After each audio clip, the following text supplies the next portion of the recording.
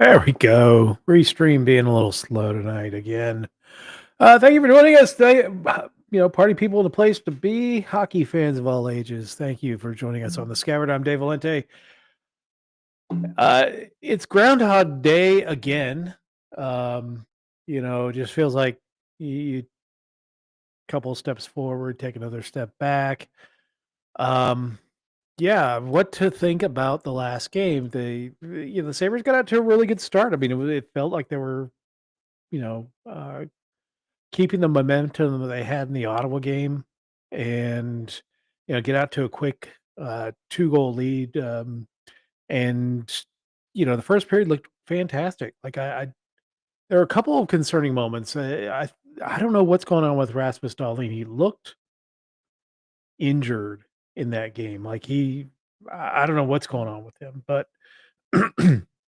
he, got beat pretty bad on a play, in the first period, which, kind of pretends some things, but as that game went on, um, Sabres just fell apart, and it's a worrying trend, and it's not just a trend. I mean, I guess this is what this team is in that, they get out to a two-goal lead, and then how many times have they blown multi-goal leads this year? And, they play well in the first period and then take off the rest of the game. I don't know what's going on with this team other than this was this is the team that Kevin Adams built. Um, Not dealing outside of Jordan Greenway, which I do think has some impact on the forward ranks. This is generally a fairly healthy team. This is not a lineup that is way outside the bounds of what we were thinking of opening night. Yeah, sure, we got Tyson Kozak in the lineup now, and honestly, I haven't thought he looked out of place at all with his team in the games that he's played, and I'm hopeful he'll get another start tonight. According to NHL.com, he's still in the lineup. So, um, but yeah, the you know, by the end of the second period, the game's tied at 2. Within 5.5 minutes of the start of the third period, we're down 3 goals. And, uh, for the first time this season, I think UPL, I'm not saying gave up, but I think he started to mail the rest of that game in. Um, you gotta be frustrated as a goaltender for the Buffalo Sabres and the inconsistent play in front of you. Um And yeah, he's a professional, but I think after a while you're pretty much just a pincushion, um, with the weak defense that they play, the inconsistent play. Um, Absolutely felt like, the 4-2 goal goes in, roughly 30 seconds after they take the lead at 3-2, and then it was, um, it was just downhill momentum. And, again, this team is so weak for, mentally. Um, there was no moment once that third goal went in, did I feel like, oh, the Sabres going to come back. After the fifth goal went in, just turned the TV off and had to walk away because I couldn't watch it. Like it was they're they're they're not giving us effort. Why should we put effort into watching what they're putting on the ice? And again, I'm laying this down at the feet of Kevin Adams. This is the team he built. This is the team that he tells us the solution is within the room. I haven't seen a solution. I see inconsistent play. I see the same thing that's beset this team the entire season. Um, and I don't see it getting better. Like I don't see this team running off. Paul Hamilton, I believe, talks about the fact that they could go on a 7-game winning streak and theoretically get themselves back into the race. I mean, they're 9 points out right now. They're 7 points out from away from being dead last in the Atlantic Division. Detroit's 7 points up on them at this point for 7th. I think they're 4 points back from being dead last in the entire Eastern Conference, and they're only 5 points up on dead last in the entire league. Chicago's at 30 points. Um, you know, again, we're gonna get into a spring where we're talking about who the first overall draft pick is gonna be and whether the Sabres can win the draft lottery. Great, Um, we're gonna be sellers at the trade deadline. We're gonna get rid of guys like Jason Zucker, who I think should get a contract for the Buffalo Sabres. That guy is a guy that I think is a part of the solution versus some of these other guys that I think are just collecting paychecks. Um, but I think Zucker goes. I think there's a couple other players that get moved. Um, if Jordan Greenway can make his way back before the trade deadline, I think he gets moved.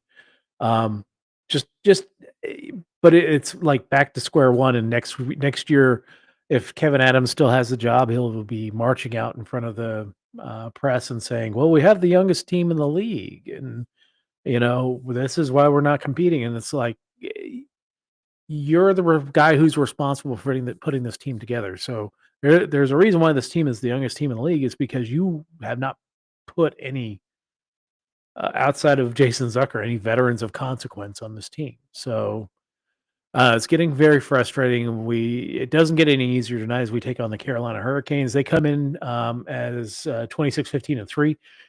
Great record. They're still just third in the Metropolitan Division. It's very competitive, at least top three in the Metropolitan Division between Washington. Um, uh, who else is competing there in the Metro? It's coming around here in a minute, but absolutely frustrating to watch what's going on here. But yeah, they're third in the Metropolitan Division with you know, and we got Marty Natchez as the top point getter for the team. They're at 50 points, 15 goals, 35 assists on the season. Freddie Anderson's had a really great season in goal, but he's been injured for a while. But when he was in nets, 1.49 and a 941 save percentage. Pyotr Kochetkov, not as great of numbers, but he has 16 wins on the season, so he's really helped carry the load for the Carolina Hurricanes while Freddie Anderson's been out. But we'll be seeing a old Sabre in nets tonight, so we'll get to that in a minute. Three keys to the game, 60-minute effort. It's hard to think. I mean, even the Ottawa game where I thought that they played really well, um, I thought the third period was kind of dicey. I thought that they kind of set back a little bit. This team is not good enough to give you two periods of effort and hope to eke out a win. The 2006 2007 Sabres could have done that. Two periods of effort, they give you a win. This team cannot. They've got to give you 60 minutes. They've got to get effort and pressure down low. There are too many times where the Sabres will have zone possession, and it feels like they're just playing ring around the rosy all the way, down behind the net, all the way up to the point, across the point, all the way back behind the net, and it doesn't feel like they ever threaten the front of the net. So my hope is that they can get some slot and pressure in on the goaltender tonight. We'll see if that's successful. And then I've got to match speed of the Carolina Hurricanes. Hurricanes are a fast team. You can't try and get them into a slow game. You've got to be able to match speed with them.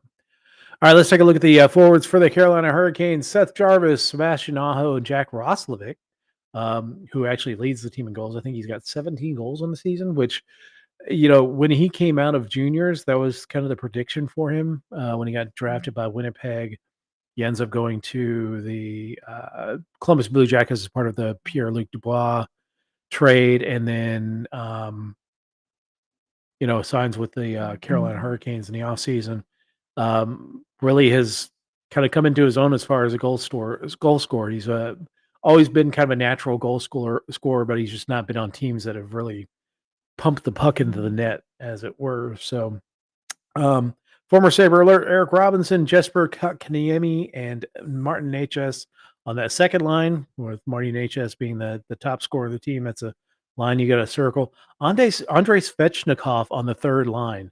That's how deep the Carolina Hurricanes are. You got Svech on the third line, Jordan Stahl and Jordan Martinuk on that third line. Juha Yaska, Jack Drury, and Jackson Blake on the fourth line. D pairs for the Carolina Hurricanes: Jacob Slavin with Brent Burns, Dmitry Orlov, former Washington Capital and Boston Bruin, with Jalen Chatfield, Shane Gostisbehere, the Ghost Bear, with Sean Walker as the third pair, and goaltender tonight, Dustin Tokarski, coming into Buffalo to play. Former Sabre alert, and we'll see how that goes. We're starting to get the disrespect of teams starting their backup goaltenders against us and feeling comfortable about doing that. So, getting Dustin Karski into the mix here with Pyotr Kochetkov as the backup. Scratches for the Carolina Hurricanes. We got Ty Smith as the scratch. Former Sabre alert injured Tyson Jost with a lower body, Freddie Anderson knee injury, and another former Sabre alert with a cup of coffee with the Sabres, William Carrier, lower body injury. We lost Carrier in the expansion draft for the Vegas Golden Knights. So, Sabres forwards tonight. Not too much change from the previous game. Zucker, Cousins, and Thompson on the first line. Paterka, McLeod, and Tuck on the second line. Benson, Krebs, Jack Quinn on the third line. Malenstein, Kozak, and Lafferty on the fourth line. There is talk that perhaps we get some of our scratches back, especially with illness. But we'll talk about that in a minute. Defensive pairs: Rasmus Dahlin with Bowen Byram, Owen Power with Henry Jokiharju, and Jacob Bryson with Connor Clifton. And starting in goals, UPL, we're backed up by James Reimer. I think we're going to get a heavy dose of this UPL for a while. We might see. I think the next opportunity we'll see James Reimer is I think Tuesday against the Vancouver Canucks, or he may play the first part of that back to back. They're playing Seattle or Vancouver. It's probably the next time you'll see James Reimer in nets. Sabre scratches: Dennis Gilbert, Nicholas Aube-Kubel. Injured Matthias Samuelsson, who's in illness. They're saying he's better and might be back. So we might see him in the lineup. Yuri Kulik and Jordan Greenway are still injured, although Kulik did skate today. But it looks like if he gets in the lineup, that'll be more Friday against the Pittsburgh Penguins. The odds tonight per DraftKings: play responsibly. Buffalo is a goal-and-a-half underdog with a 5.5 over/under. Money line has Buffalo at plus 154. On this date, not too many times to talk about a tie on this date, but on January 15th, 1992, Sabres tied the Devils 8-8. It's kind of sad when you can score 8 goals and not get both points in the game, but 8-8 tie, setting the franchise and tying the NHL records for the highest scoring tie-in in history. And Dale Howardchuk tied a franchise record for 5 assists in the game. A week ahead, we got Friday night, Pittsburgh in town. Then we go on the road, West Coast swing between the Vancouver and Seattle. And then I think we go to the Prairies and play Edmonton and Calgary to round out that swing. But Friday night is our next game. And that leaves our next episode, which is going to be Friday night at 6 p.m. versus when we take on the Pittsburgh Penguins. Hopefully we can talk about a win, getting back in the win column and putting some points together. Hopefully put a streak together. But yeah, this you kind of hope that things get better. But man, the more things change, the more they stay the same. So anyway, that's the show for tonight. Thank you so much for joining us.